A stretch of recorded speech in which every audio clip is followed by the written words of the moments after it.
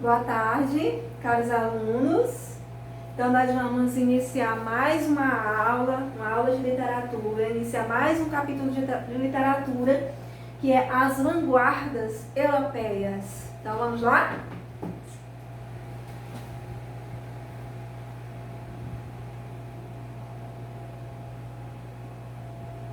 Então, gente, nós temos na nossa literatura, nós estudamos vários tipos de arte, vários tipos de expressão, e nós iniciamos a nossa literatura moderna com as vanguardas europeias, que eram os estilos que eram trazidos da Europa para o Brasil. Então, nós temos no mundo, foram iniciados na era moderna vários tipos de vanguarda. Aí nós temos o impressionismo, o expressionismo, o cubismo, futurismo, o dadaísmo e o surrealismo. Então, as vanguardas vão dar origem à arte moderna. Então, primeiro, o impressionismo. O que foi essa arte impressionista? Foi uma escola de pintura que surgiu na França em meados do século XIX, desenvolvendo um estilo inteiramente original. Os artistas abandonaram regras tradicionais para retratar as coisas da maneira como as viam, de acordo com as suas impressões. Então, a arte impressionista, esses autores, eles procuraram ser originais no sentido de desenvolver uma arte de acordo, que versava de acordo com as suas impressões, de acordo com a maneira pessoal, as impressões pessoais, como eles viam a realidade. Eles não retratavam a realidade da forma como ela era, mas de acordo com as suas impressões, da impressão que cada um tinha da realidade. Pode passar? E aqui nós temos alguns quadros, né, algumas pinturas. Essa aqui é de Claude Monet, né? É uma das pinturas famosas desse autor, desse pintor. Temos outra aqui também. Aí você percebe como a realidade é retratada de acordo com as impressões pessoais do artista. Isso é impressionismo de Renoir. Esse quadro aqui de Renoir.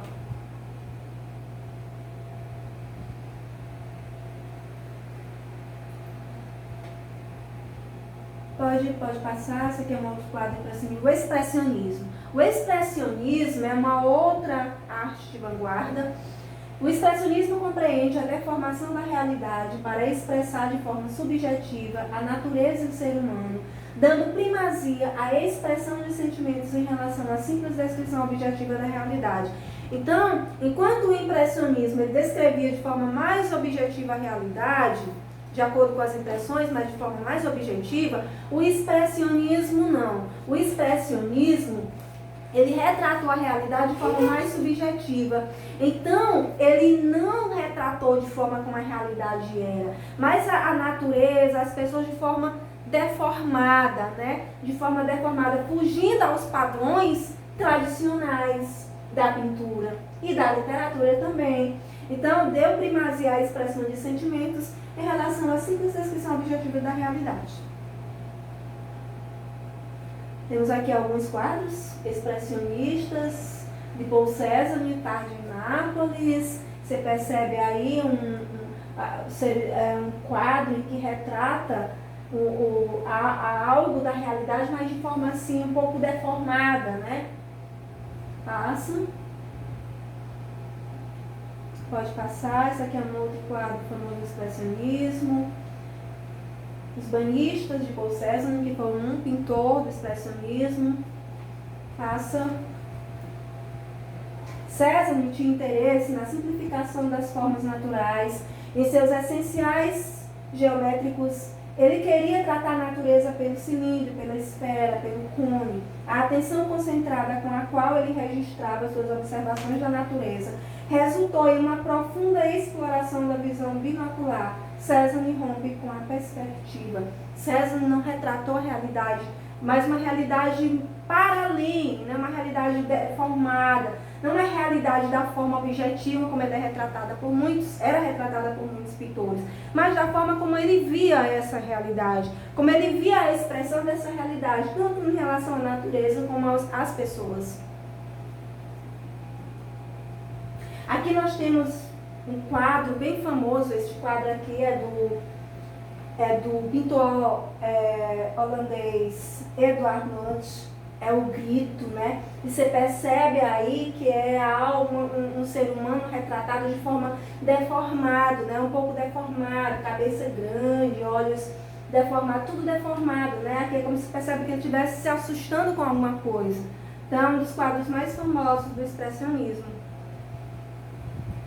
Outro quadro de Edward Munch, pode passar. Utilizando cores irreais da forma plástica ao amor, ao ciúme, ao medo, à solidão, à miséria humana, à prostituição, deforma-se a figura para ressaltar o sentimento.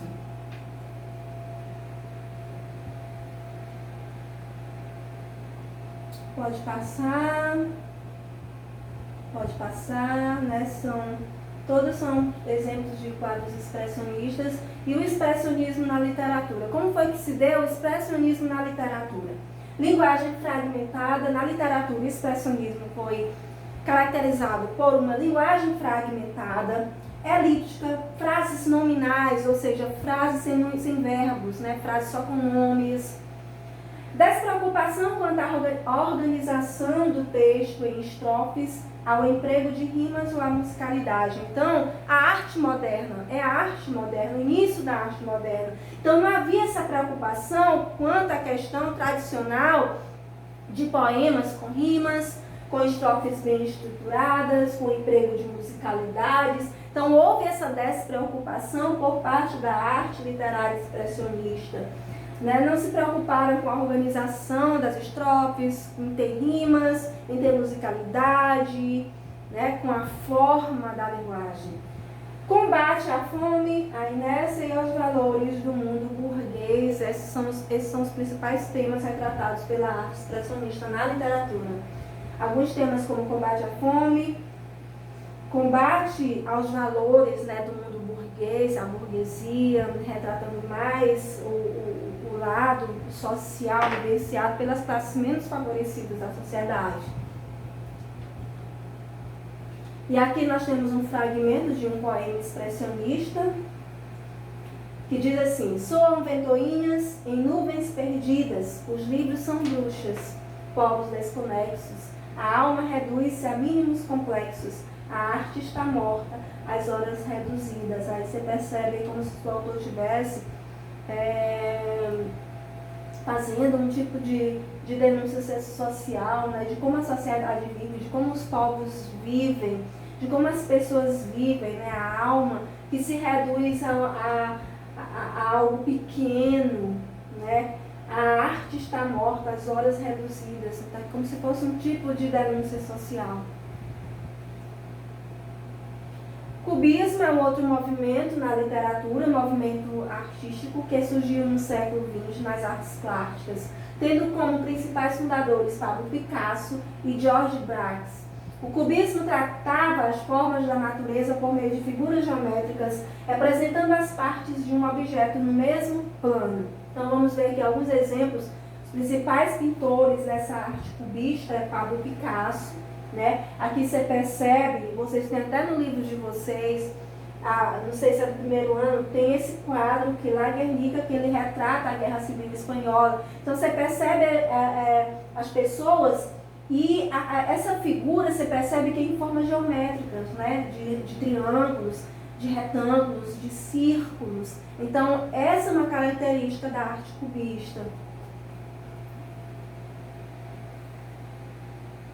Outro quadro, né, a mesma, a Guernica. Aí você percebe até como são retratadas as pessoas, né, como elas são pintadas, né, sempre com formas geométricas. Passa. Um outro quadro, A Mulher Chorando, de Pablo Picasso, que você percebe também a presença de figuras geométricas. Então, na literatura, como se deu o cubismo na literatura? Na literatura, os artistas cubistas preocuparam-se com a construção do texto e ressaltaram a disposição gráfica do poema. Com isso, os espaços em branco da folha de papel passaram a ter importância. Ou seja, a arte cubista ela não se preocupou em escrever assim, utilizando toda a estrutura do papel, os poemas de forma estruturada. A gente vai ver exemplos. Além disso, o cubismo caracterizou-se por apresentar uma linguagem bem-humorada, cheia de inversões e elipses, na qual os substantivos são dispostos de forma aparentemente anárquica e o verbo, os adjetivos e a pontuação são desprezados, ou seja, não se percebe verbo, não se percebe pontuação, a arte é feita como também formas geométricas. Passa.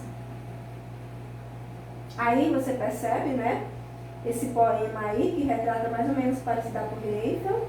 O poeta francês Guy Apollinaire é o principal representante do cubismo na literatura. Depois de sua morte foi publicado Caligrams, Poems de la Perse, uma coletânea de poemas concretos produzidos durante a Primeira Guerra Mundial. Você percebe o poema em formas geométricas, né? De um triângulo. Aqui outro poema francês, né? Você percebe aí, são linhas, né? Que são colocadas, né? Pegando a ponta do papel. Chovem aí, né, o que está escrito lá, chovem as vozes das mulheres como se elas estivessem mortas. Aí você percebe que o poema é em forma de gotas, como se fossem gotas de chuva, né, de água. Chovem as vozes de mulheres como se elas estivessem mortas, mesmo na lembrança.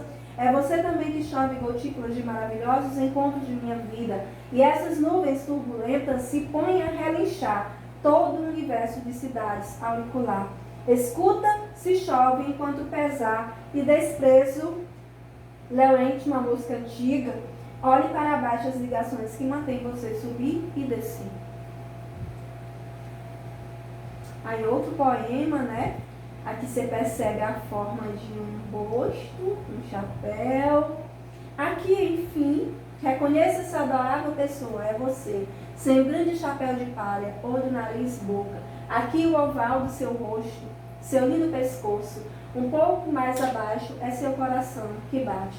Aqui, enfim, a imperfeita imagem de seu busto adorado, visto como se através de uma nuvem. Outro exemplo de um poema cubista. Hípica, de Oswald de Andrade. Saltos recordes. Cavalos da Penha, correm em joqueia de Higienópolis, os magnatas, as meninas e a orquestra toca chá na sala de cocktails. Poema de influência cubista com a presença de elementos como a fragmentação da realidade, a predominância de substantivos e flashes cinematográficos, né? Então você percebe que é uma característica dos poemas de Oswald de Andrade e uma característica de um poema cubista, né? Como se flashes, né? Palavras, poemas pequenos, né? Poemas bem telegráficos mesmo, que representam como se fosse um telegrama, com poucas palavras.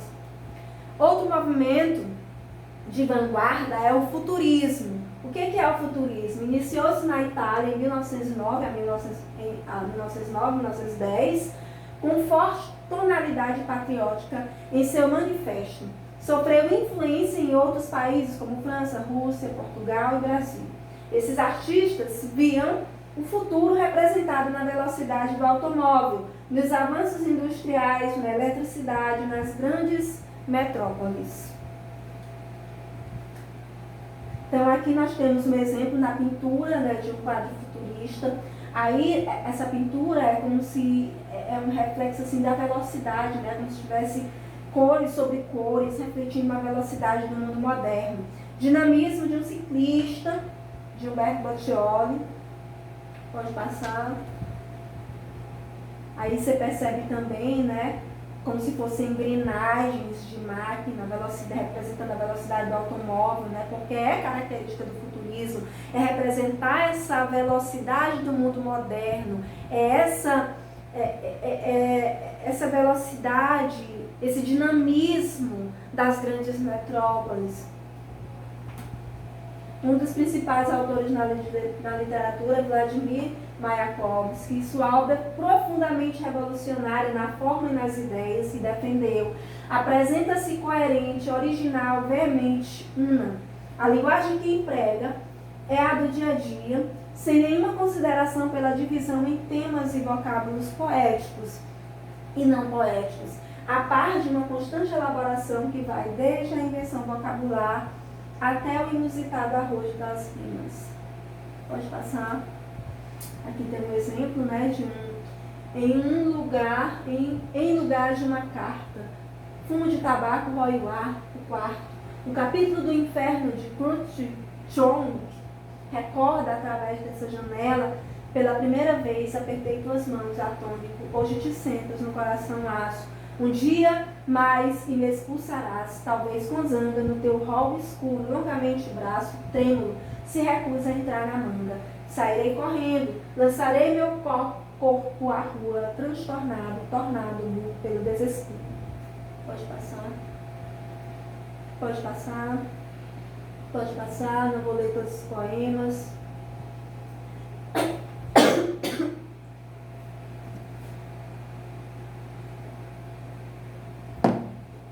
Então aqui eu tenho trechos do Manifesto Futurista. Esse Manifesto Futurista foi escrito por Marinetti e datado de 1912, Manifesto Técnico da Literatura. Então, o que esse manifesto dizia para os autores, prescrevia para os autores de literatura? Destruição da sintaxe, dispondo substantivos ao acaso como nascem, ou seja, como é algo moderno, como é algo que reflete a velocidade do mundo moderno, a dinamicidade do mundo moderno, eles não tinham que ter essa preocupação com a questão da sintaxe, da estrutura vocabular bem elaborada, jogavam substantivos ao acaso, os verbos ao acaso. Uso do verbo no infinitivo para que se adapte elasticamente ao substantivo e não o submeta ao eu do escritor, que observa e imagina. Ou seja, os verbos no infinitivo são os verbos na forma como eles se apresentam. Cantar, nadar, vender, partir, ou seja, com a terminação do E, os verbos no infinitivo mesmo. Para que se adapte elasticamente ao substantivo e não submeta ao eu do escritor, que observa e imagina. O verbo no infinitivo pode, sozinho, dar o sentido da continuidade da vida e a elasticidade da intuição que a percebe. Outra característica, abolição do adjetivo, ou seja, sem adjetivo, sem caracterização de substantivos, para que o substantivo desnudo conserve a sua cor essencial, ou seja, abolir o adjetivo, abolir a caracterização desse substantivo, para que esse substantivo apareça sozinho, né, desnudo. O adjetivo é incompatível com a nossa visão dinâmica, uma vez que supõe uma parada, uma meditação. Outra característica, abolição do advérbio, velha fivela que une as palavras umas às outras. O advérbio conserva a frase numa fastidiosa unidade de tom. Então, abolir também o advérbio. Abolir também a da pontuação, que será substituída por sinais de matemática e pelos sinais musicais. Então, abolir também a questão da pontuação.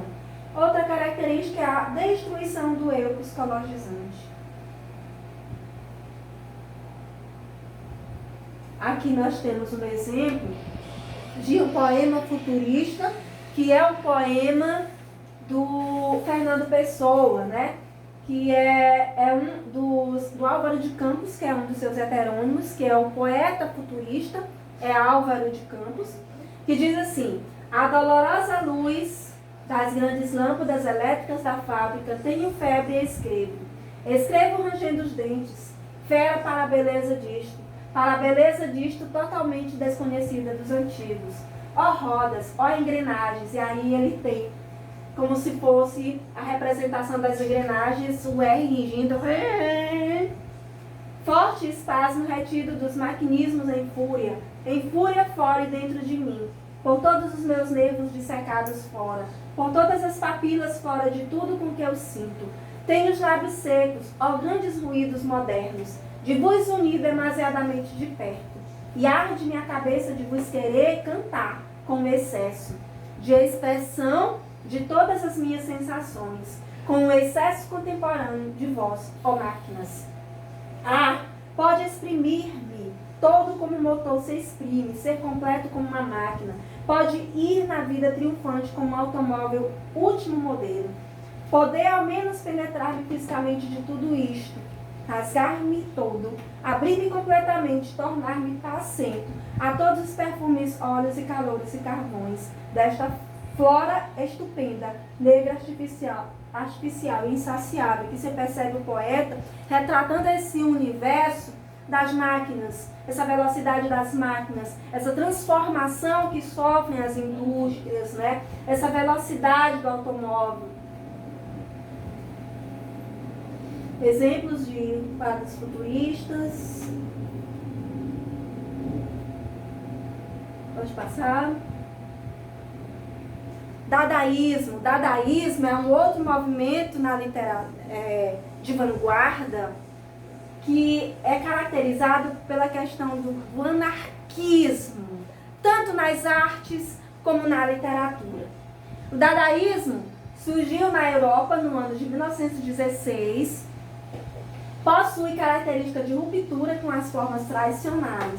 Portanto, o dadaísmo foi um movimento com forte conteúdo anárquico. O nome deriva de um brinquedo inglês infantil chamado Dada. Então, tinha essa característica anarquista, né? Tanto nas artes como na literatura. Então, a gente vai ver como é que a literatura se caracterizou no dadaísmo. Esse é a arte dadaísta, eles dizem que é arte, né? Caracterizada pelo anarquismo, né? Pelo avesso às tradições. Pode passar. A técnica do handmade consiste em transformar em obras de arte objetos do cotidiano, satirizando o mito mercantilista do capitalismo. Essa técnica deu origem à arte pop. Pode passar. Aqui nós temos a Gioconda de bigode, né? Completamente diferente da Gioconda de Leonardo da Vinci. Diferente não, mas o bigode, Leonardo da Vinci, o quadro de Leonardo da Vinci não tem, né? Passa. Na literatura, como se caracterizou o dadaísmo na literatura? Se caracterizou pela agressividade, improvisação, desordem, rejeição a qualquer tipo de racionalização e equilíbrio, livre associação de palavras, técnica de escrita automática, que mais tarde seria aproveitada pelo surrealismo, invenção de palavras com base na exploração apenas de sonoridade. Então, essas aqui são características do dadaísmo: agressividade, improvisar, não simplesmente criar ou bater cabeça na criação literária, poética, mas improvisar. A desordem é uma das características do dadaísmo na literatura, rejeição a qualquer tipo de racionalização de equilíbrio, né? Passa. Então aqui tem uma receita de... é um poema metalinguístico, né? Porque é um poema que prescreve uma receita de como fazer um poema dadaísta. Então aqui receita para se fazer um poema dadaísta segundo Tristan Tzar. Para fazer um poema dadá, pega o jornal, pega a tesoura, escolha no jornal um artigo do tamanho daquele que você deseja dar ao seu poema, recorte o artigo, recorte em seguida com atenção algumas palavras que formam esse artigo e meta-as num saco. Pegue o artigo, recorte as palavras, meta as palavras num saco, agite as palavras suavemente, tire em seguida cada pedaço um após o outro. Copie conscienciosamente na ordem que elas são tiradas do saco. O poema se parecerá com você, e ele um escritor infinitamente original e de uma sensibilidade graciosa, ainda que incompreendido do público. É claro que será incompreendido, dada a desordem desse poema, porque as palavras são tiradas aleatoriamente de dentro do saco e na medida e na ordem que elas estão sendo tiradas, o poema vai sendo formado.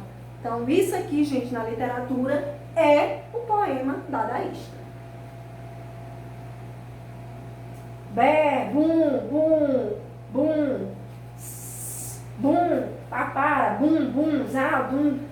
Isso aqui é outro exemplo de um poema dadaísta.